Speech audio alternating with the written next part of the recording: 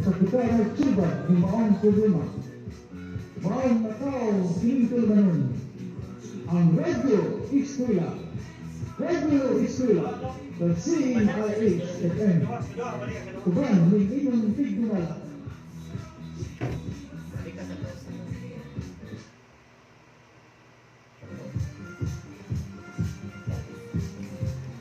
Tungod, may maong pandemya. Daghang tinunan ang wa o eskwela. Apan, di kita angay mabalaka. Tungod, ang litlit sa kita nagsubat ni maong problema. Maong nakaw hinintol manon. Ang Radio Eskwela. Radio Eskwela. Sa CIH-FM. Kuban, may inyong tigdumala. Welcome to our 100.0 CINIS-FM station. Before we took up our lesson this afternoon in Mathematics Grade 5, we'd like to greet first to our principal and at the same time our anchorman for this station, Mr. Abner Masong, our operator, Mr. J.R. Destacamento, my co-teachers, non-teaching personnel, and our safety task force. A pleasant afternoon to all of you.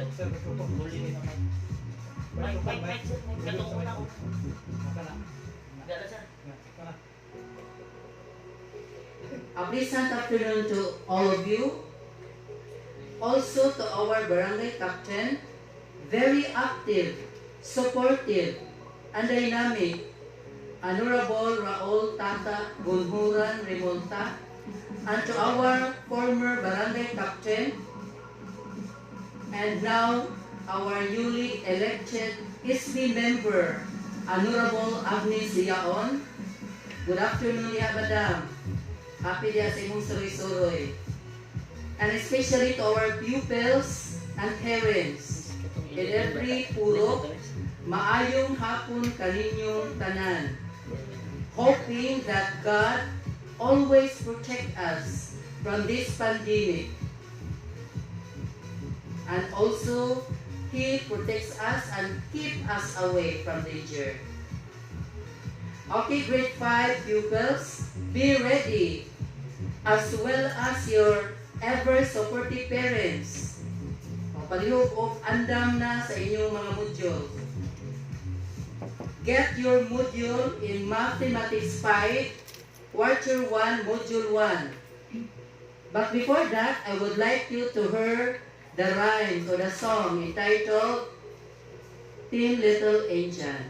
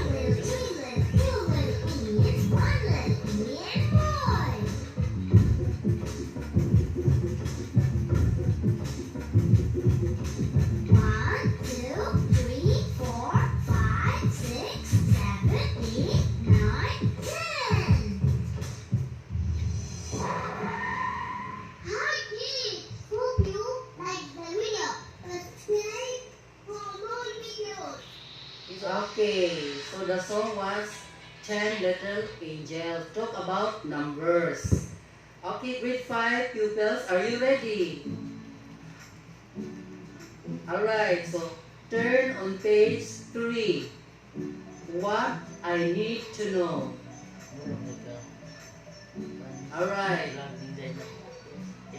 at the end of this module, the learner will be able to explain what divisibility means.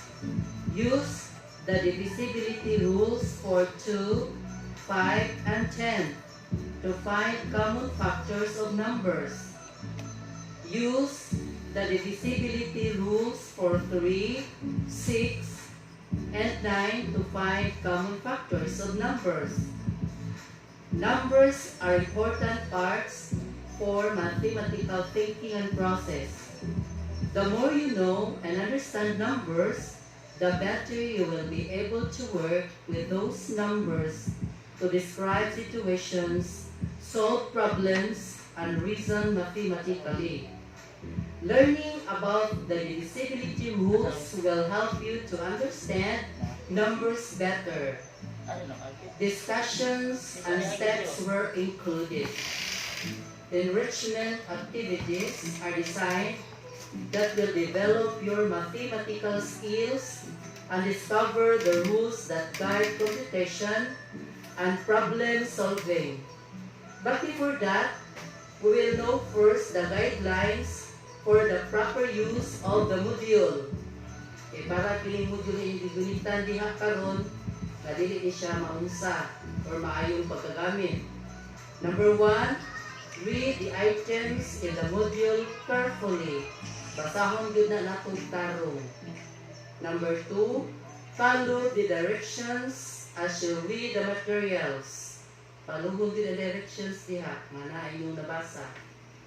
3, answer the questions that you encounter.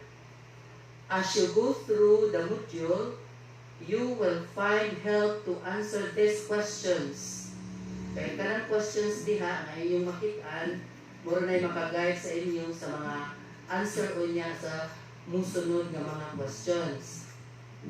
Sometimes, the answers are found at the end of the module for immediate feedback. For to be successful in undertaking this module, you must be patient and diligent to do the tasks. And the last, number 5, take your time to study and learn. Okay, enjoy learning. Okay, next page. Page number 4. So this page, this is the collections of your knowledge from your previous grades. Okay, we will answer this mentally. For number 1, all numbers ending in 0, 2, 4, 6, and 8 are called A, even, B, odd, C, prime, D, composite numbers. Number 2, if the number ends in 0 or 5, it is divisible by what number? A, 2, B, 3, C, 5, D, 10. Number 3, which of the following number is odd? A, 68,458, B, 92,162, C, 28,952, D, 28,923. Last number. Which of the following number is divisible by 2? A, 1,175. B, 2,866. C, 8,000 677. D. 5,349. Is that clear? Alright, let's proceed to the lesson 1, page 5. The objective is, at the end of the lesson, you are expected to use the divisibility rules for 2, 5, and 10 to find common factors of numbers. Introduction for this topic. What can we know about a number just by looking at it? What do you think the term divisibility rule means? Divisibility rule is a way to figure out the factors of a whole number without performing division, usually by examining the digits. Rules that help us recognize divisibility quickly without calculator. Nasabtan? Okay, that is the meaning of divisibility rule. Alright, next. If a number divides exactly into a number, okay, ang number kuno nga ma-divide sa iyang number, it is divisible by this number. When a number divides another number exactly, the divisor is called a factor of the dividend, and the dividend is called the multiple of the divisor. Let's see what this means. Okay, take a look of the chart below, or table as well. So let us complete the table below by finding the remainder of the given numbers of the first column when divided by numbers 2, 5, and 10. Okay, numbers 126, 605, 5,680, 2,068, and 24,100.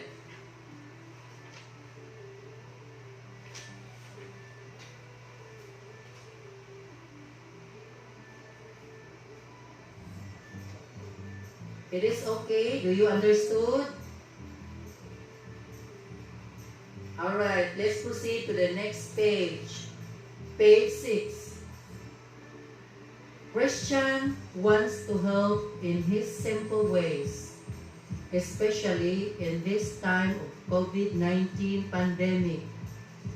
He bought 20 small bottles of alcohol to be donated to barangay frontliners. Can he share the alcohol equally among 2 frontliners, 5 frontliners, 10 frontliners? How many bottles of alcohol will each receive?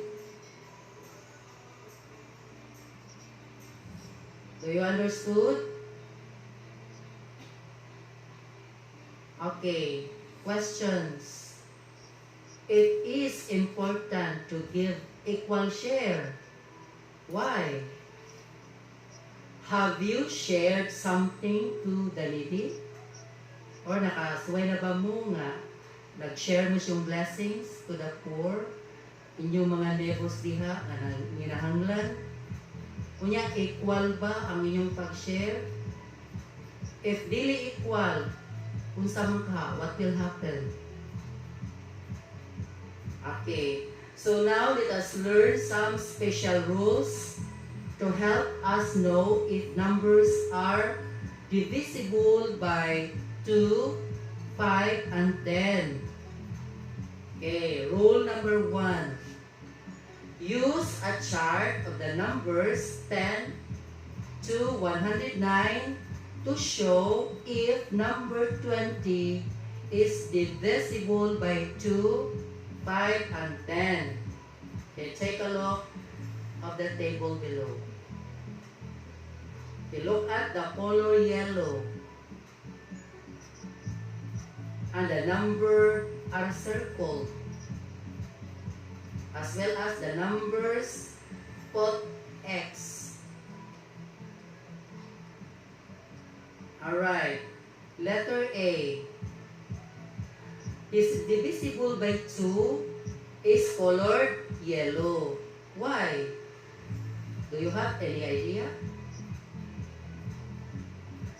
Next, divisible by 5 is circled number. And the numbers divisible by 0 and 5 are X.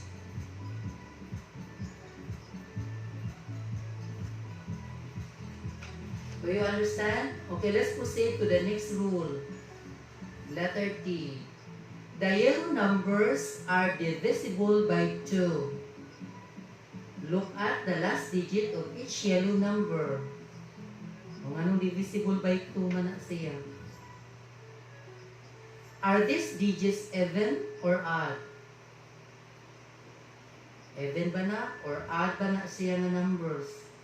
The last digit of each yellow numbers, tanawa itong yellow nga numbers, ends in 0, 2, 4, 6, and 8. So they are all even numbers. Okay. Letter E.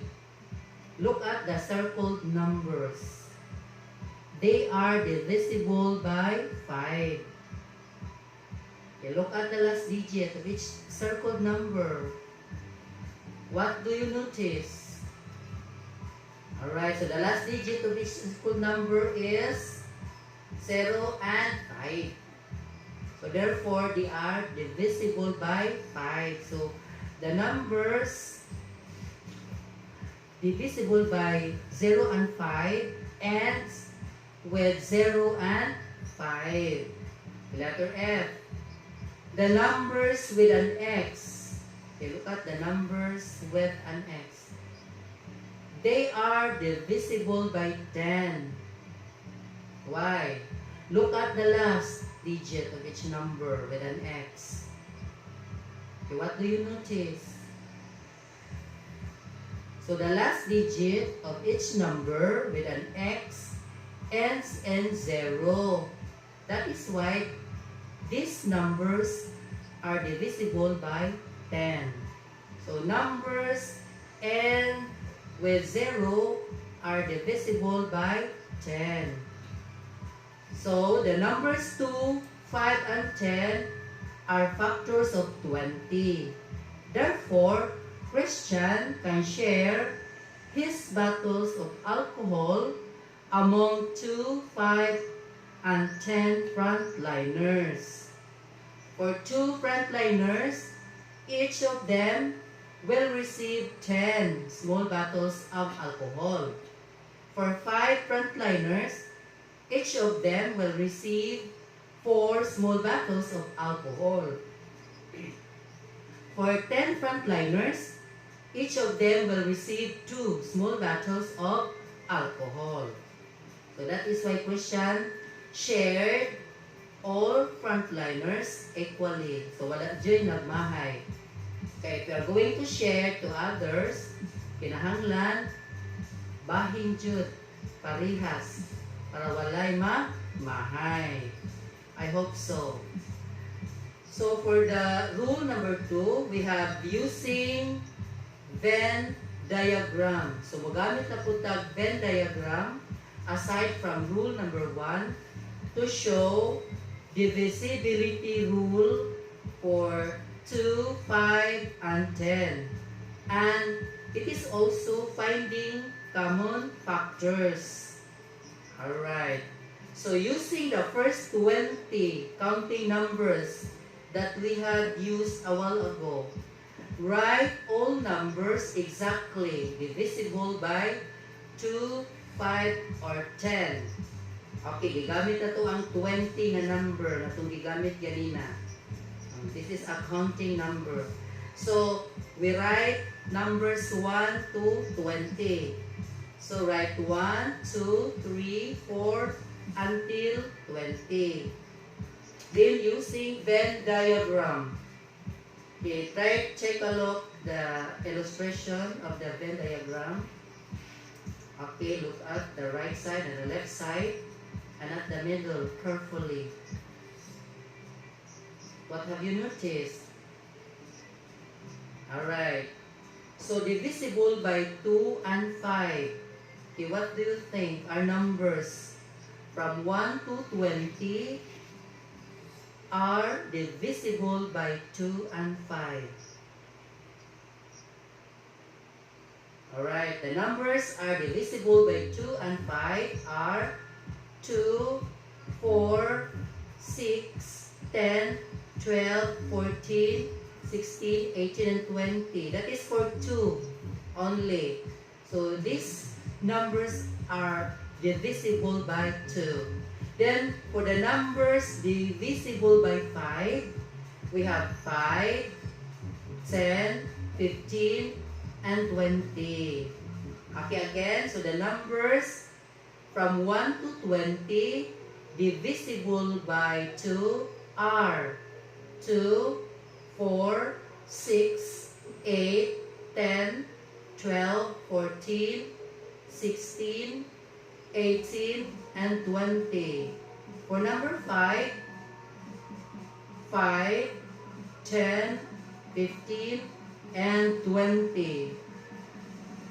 Then try to look at the common factors. Okay. Try take a look. What are the common? For the numbers, they say both of the factors of 2 and factors of 5.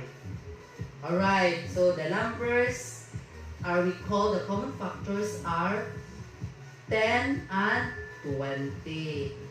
Okay, let's proceed.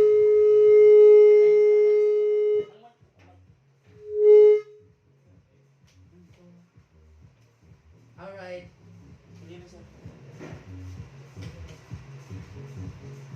Okay, so let's proceed to the numbers by 2 and 10.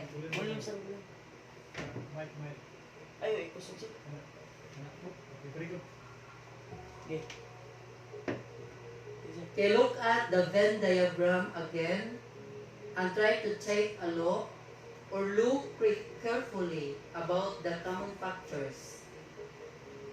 Okay, what are the common factors of the two? Alright, so the common factors are 10 and 20. So 10 and 20 are divisible by 10.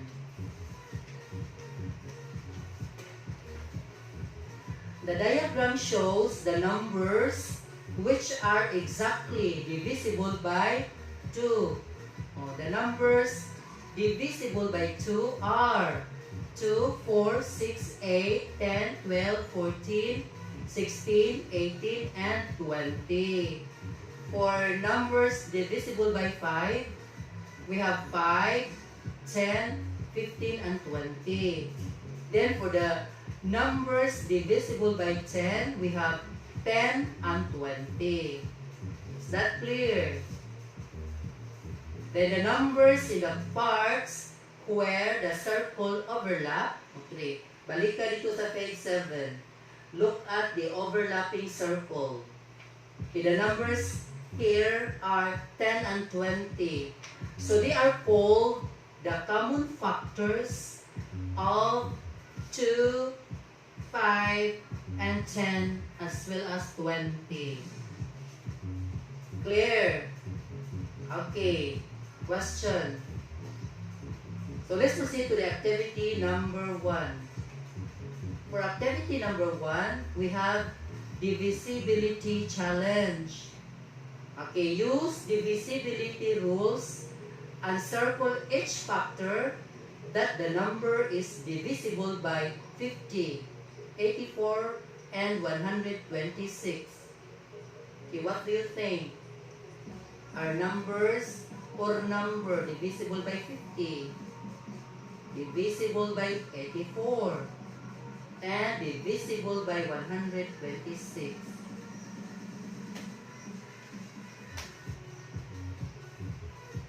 Okay, for the next activity, activity number 2, put a check under each corresponding column to identify whether each given number is exactly divisible by 2, 5, or 10. Okay, the numbers are again 126, 255, 522, and 504.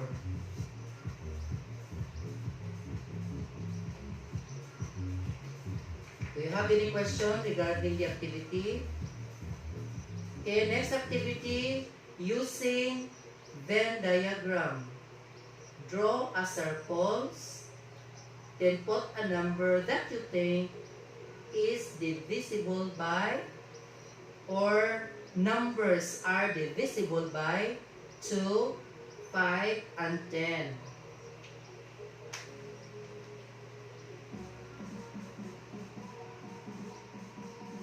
Finished? Okay, let's proceed. What do you notice about the numbers in the parts where the circle overlap? Sama po nung ito'y tawag sa numbers nga naa dito sa circle nga nag-overlap in the Venn diagram. So, ang tawag ato, the numbers in the parts where the circles overlap are called common factors. Okay, let's proceed to activity number 3. Okay, activity number 3, the number sort divisibility rules for 2, 5, and 10. Okay, if the number is divisible by 2, color it orange. If the number is divisible by 5, draw a yellow star on it. If the number is divisible by 10, mark it with an X. Okay, there are numbers inside the circle there. Try to find out. Now after that, you are going to have your feedback, or what do you feel regarding the activity. At the side, at the right side of the activity, there is a caricature that you're going to choose. Which do you think is your feeling regarding the activity? Okay, the question.